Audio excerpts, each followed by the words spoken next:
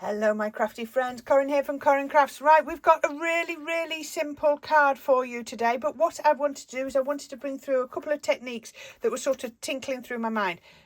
If you don't have enough cardstock for the whole of the die cut, can I still make that die cut? Yes, you can. I wanted to do something with a tag because I love tags. I wanted to make my own background, but I also wanted to mute the background from behind as well. And all of those things have been achieved with a little bit of glue. All of those things have been achieved in this project, and I'm going to show you now how I did it. This project today is to incorporate 2 or 3 techniques that I really enjoy. So the first one I love doing is making my own smoochy background, so we're going to be doing that. Second thing that we're going to be doing is using a tag die, because I really love doing that. And the third thing I want to do is to show you how, if you have a die but the cardstock you want to cut it out of isn't big enough, don't worry, just cut it out. And can you see on this one, look, I've not even gone to the end because I'm not going to use it all. So you don't have to use the whole of your die if you don't want to. So we're going to try and incorporate all those sorts of things into this project. Now, I've not put this project together before I've come here, so we're not totally sure how it's going to look. Okay, so first thing, I've got 3 ink pads. I've got Oasis, Ocean Blue and Lemon Tonic. So I just fancied doing a blue card. So this one's got quite a lot of turquoise in it. So let's put that on there and then spray some water. Now, instead of putting my card into the ink, I'm going to bring the ink just with a piece of wrapped up cello bag and a piece of kitchen roll, and it just means I can control it a little bit more than, you know, by doing it that way. Once you've down to just the tiniest little bits of ink, then yeah, go ahead and smooch into it if you want to. So between each cut set, I'm going to dry it. I should have said this is watercolour card because of the amount of water I'm putting on. I don't want to use just my regular stamping card because it would just get all cockled and wrinkled and it wouldn't hold very well. So yellow next, and by drying it in between, it means that the colours stay a bit truer to themselves. You know, if I'd have put this onto the blue before it was dry, it would have, this would just be yellow. I wouldn't have any green, sorry, I wouldn't have any yellow showing. So let's dry that. Now, when you dry your card, don't forget to dry it from the backside as well. Otherwise, you're going to, it'll help it to just to flatten out a bit better. Now, I'm going in with my Ocean Blue, which is a much more of a sky blue. I think it's a good way to describe it. And I'm going to pop some of this on here as well. And it just gives me the chance to see the different colours coming through. Now, one thing I often like to do, I think that's enough on there. I just wipe that off between colours. Just give it a tap and that takes off some of the colour, but it also gives you those lovely darker bits. Now, let's give that a quick blast. Didn't need much. And now I'm going to bring in my really sophisticated paint station, as you've seen before, and I'm going to put that into there. And then I'm going to bring in my shimmer watercolours. Now this is Sunbeam. So Sunbeam was designed to go onto white card, so I know it's going to work really well and they're going to be visible. So just get my paint, my water sprayer, and I'm just going to spray it down those blues and across the yellows as well, and just give that just a second and it'll start to permeate into the inks. So all I do, wet brush at the side. Oh, don't think you can see that. Look, wet brush, put that there so you can just about see it. Coming in there, and then I'm just going to mix into those puddles, and I need it so that it's flickable, so you need to be quite runny, and I can mix in different colours and bring those colours together. So I've got some there, and then all I come over here is just, and that gives me in a way the dots that I can't get with the ink, because it's just got that bit more viscous, so it won't go into your paper. Now, if you try to put these on before the layers below are dry, what will happen is they'll just bleed a little bit too much. Now, because of what I'm doing, I don't actually need to dry it between colours. Clean my paintbrush, come in with my yellow. I might need a bit more water, just enough on my brush should do that. As I always say, don't worry about these because they dry back to solid. So if you've made them, if you've added too much water, more than naturally you need, they will just what's the word? You know, it just goes back in. Reinvigorate, not reinvigorates, it just absorbs. That's the word I think. I don't know why I was trying to do a re-word. It'll just absorb back in. So there we go. So look, I love that. So I've got those spots. So that's all I need to do. So I've got, now if you wanted to, you could be doing stamping on there. You were doing all sorts. But for this project, I don't want to, because we're not going to really see it. I think that is enough on there. Let's move the water out of the way. I need to dry that now. What I love about that is it's just got that shimmer. The little spots. Oh, so you've got opaque at the back, and then you've got shimmer at the top. That looks really nice.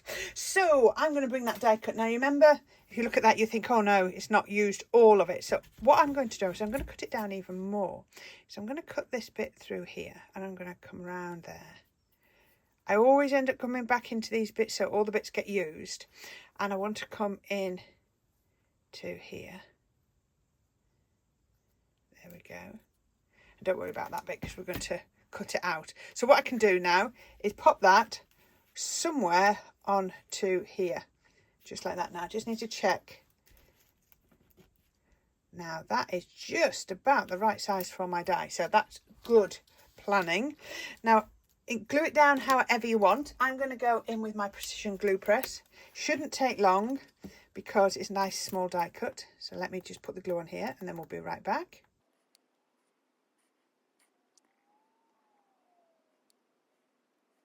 Did you see the lovely Lou Collins over on her channel recently showing you how to glue intricate die cut using a brayer? So if you haven't seen that, pop over and have a look at that, because that's another way you can do that. Right, so once you put that in there, ideally you need to leave this to dry, and then you're going to cut this. Now this piece isn't big enough for what I'm going to do next, so again, you would have cut it bigger. I'm going to cut that to there. It's going to cut off here. I'm going to have to trim it, but that's absolutely fine. So I'm going to put a little bit of tape on here, and a little bit of tape on here.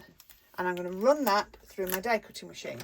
Like I say, ideally, I would have waited until it was all dry, because that's putting a lot of pressure on something that's wet, but we'll see where it goes. So we're going to take, I wonder if I can get it through. I'm going to try it without my magnetic shim. If it didn't work, I'll just put my magnetic shim back in. Get rid of that die cut, otherwise it'll imprint. Put that back in there. There we go. Let's run that through. It's better for your plates if you don't have too much pressure on. And I'm using the basic shape, die shape. So, you know, it really, really is absolutely fine. And so all I want to do now is I'm just going to trim this down to the size that I want. So I'm just going to take it over to my trimmer and trim it down. There we go. So all I've done is just trimmed off the bottom, but look at that. Isn't that absolutely gorgeous? I'm loving that on there. So all I've then done is I've just put this onto a piece of card and then just cut around it. So I just use my trimmer once I've got there. And then the next bit I want to do to that, actually I might glue that down. I've got two here. Which ones do we prefer? They're both very similar, aren't they?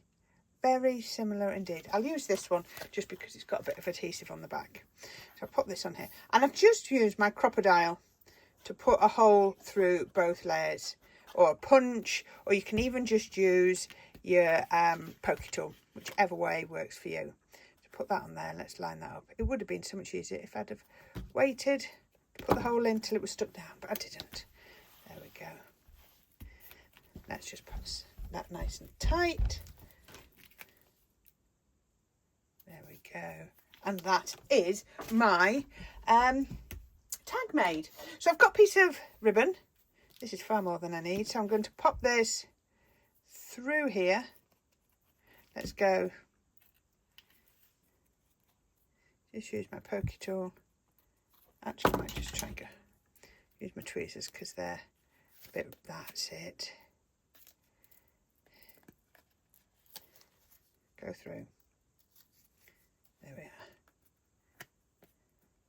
There we are. Right. So then all I do is just pop that through, pop that like that, and then trim those off. I can always adjust those at a later date. So there we are. What a lovely tag. Now, as I mentioned to you, you need another piece, and I've got another piece just here, done in exactly the same way. Look, just with exactly the same inks. So it works really, really well. And I thought, right, let's do that. Now, I don't want to put that straight onto there. I could do, actually. I could have just done some stamping or inking or something on there. That would have looked nice. But I don't know. You know me. Or make life more complicated for myself. So I took a card base. I'm going to show you here. So it was a 5x7 card base, and I've just trimmed 3/4 of an inch off the height to give me a 5x6.5. You can always tell when I've used a pre-bought card base if it opens up to the side. Right. And then I've got 4¼ by 5.5 for my topper. There we are. So that's the sizes I've got. So I'm going to start putting this together. So I've got a piece of the same blue. And again, you can take the centre out if you wanted to. Let's move that out of the way so it's not distracting. And I'm going to put that on my card base. Now I've got a bit of paint on there, but it's going to be hidden. So it's all right. If you don't enjoy making your own backgrounds like I've just done, I am sure you're going to be able to find plenty of pre-bought papers that would work equally as well. So please, please, don't panic if you're thinking, I can't make my own papers. So then this is going to pop onto there. But look at the blues, don't they look lovely coming through?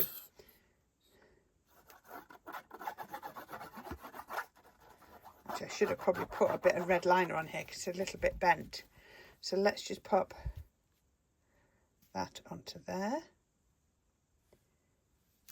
Just that. It's I do about 3/16 of an inch. So it's just under 1/4 of an inch difference between each layer.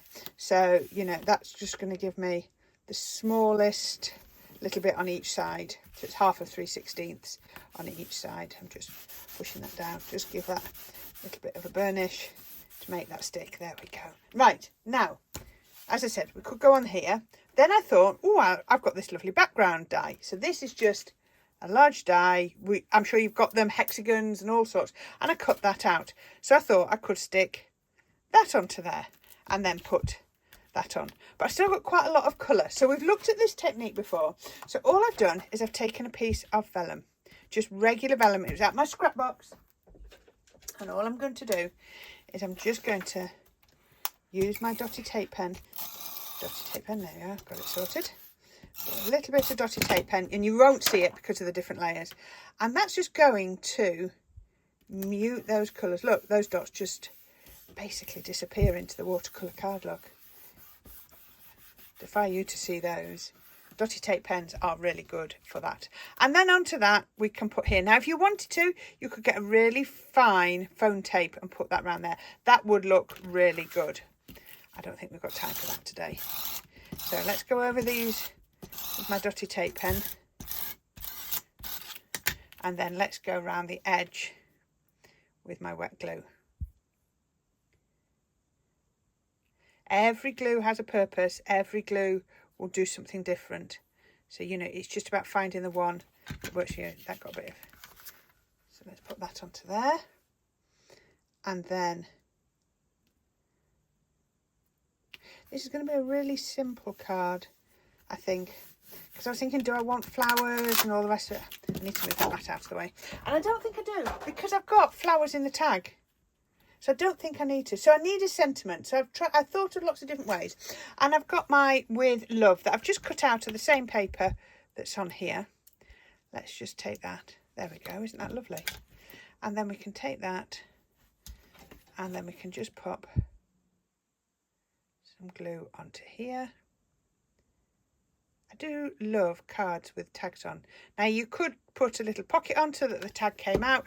I'm not doing that. I'm doing it so that it stays. So we can just put that on there. And then all I'm going to do, and I think that's going to be, I'm just thinking, do I need anything else? I don't think I do. I don't think I need anything else at all. So let's put some foam pads on the back of here.